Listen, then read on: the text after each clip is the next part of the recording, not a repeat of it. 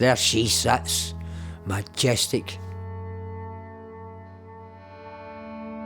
He stands by engineering, modern, new. His eyes, they stare forever on remains of a time gone by, past industry he knew. Legacy and monuments proud telltale, how Govan's art seas tamed worldwide. Posterity, o'er time, the names prevail. Isabella, John Elder, River Clyde.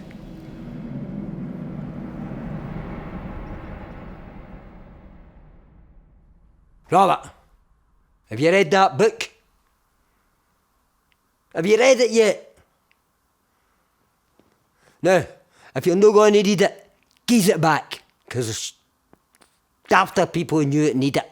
I thought you were sensible, son, you would get through that in a week. That's what Archie said to me. A week! I've said to him, I'm reading it at dinner times and I'm reading it in the evening. Well, that's not enough, is it? And it wasn't. So I read it within the next week. The Ragged Trouser Philanthropist. Try reading that when you're a 17-year-old welding apprentice with Glasgow. But pushed and cajoled, I did. Then, did you make any sense of that? I said, I'm still trying to work out, it's a bit complicated. Well, read it again!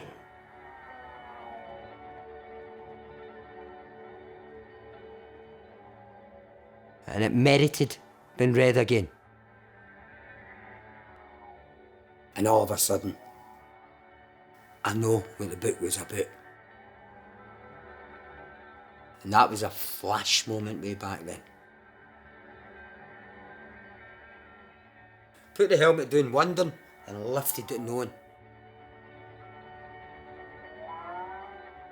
I've read that 30 times since. So that was your education of the year, do you know what I mean? It wasn't at a library. You didn't join and get a card. Somebody stuck a book into your pocket. I mean, you looked and what was it? That's capital. So you learned off really rough older men. My mentor was Archie.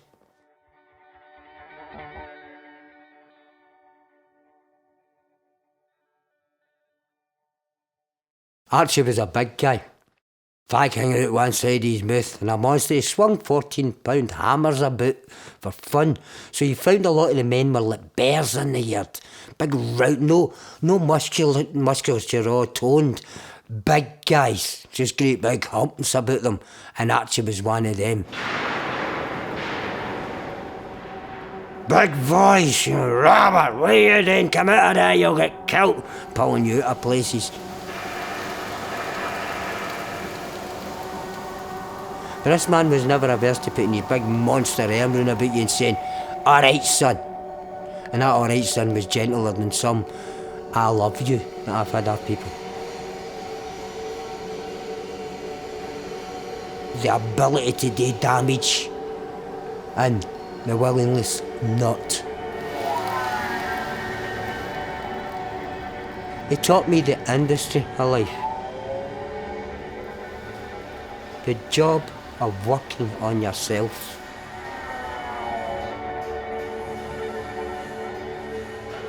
What was going on there was the production of the human spirit. So that was one of the things in the shipyard that, as we go on in life, I remember. I made a hole in me, both.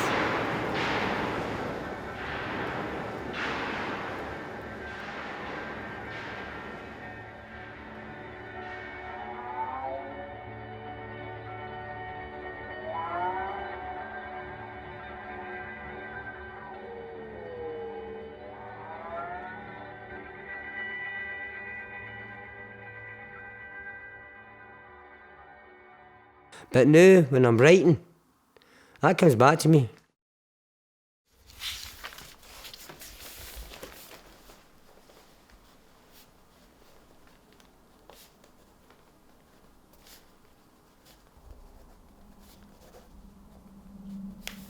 Fair city, dressed in fenestration. She disguised in that, how Glasgow made her way.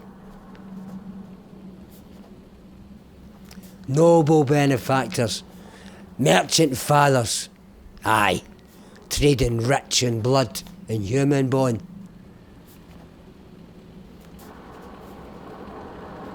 Reaping forth what ill profit gathers. Our second city hides her sins in stone.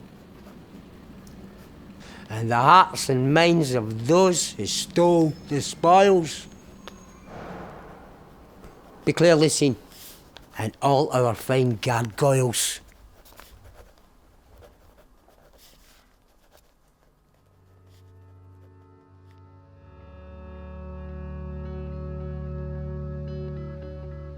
See if you watch 1,000 sparks cascading.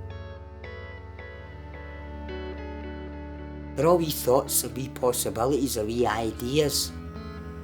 And if you could think like that,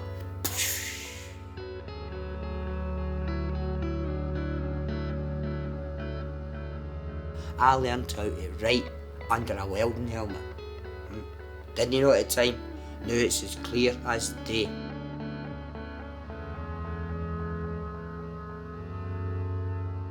All the fireworks you saw pouring out of places, it made it otherworldly. So your thoughts became like that. I'm telling you, it's a perfect thinking laboratory. Perfect. I honestly think anything that you think later in life after being a welder, you were serving your time at the thinking behind that glass.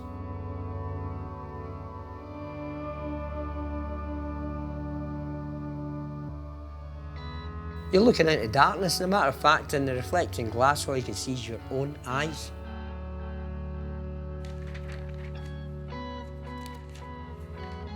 So when you come back for that to logical thought, or the book you were reading, or a bit of poetry, you have experienced that idea of wild imagination.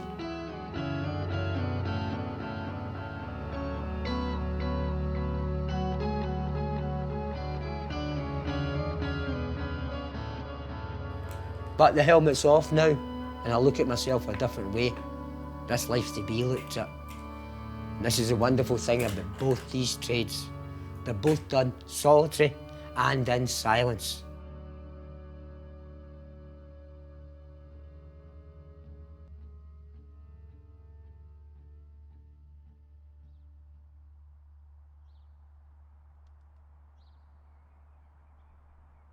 A lot of the things that I write, I just put any words in to get the structure of the thing done. And then you start paring away at these words and finding the right word. Finding. That was a word that I had in one of the sonnets I'd written, finding. And then I had searching, looking for, all these words. It turned out to be mining. What a word. Mining. Imagine you doing it in the dark to find a word that you're going to elevate up into poetry. That's mining for me. Digging in, trying to get the proper word. Head, heart, pen and paper. These are the tools of my trade now. It's the most powerful place for me because you see what you write. It's a vision that becomes manifest on the page. It's everything I've got. And for me, they're almost sacred. Words, they're the tools.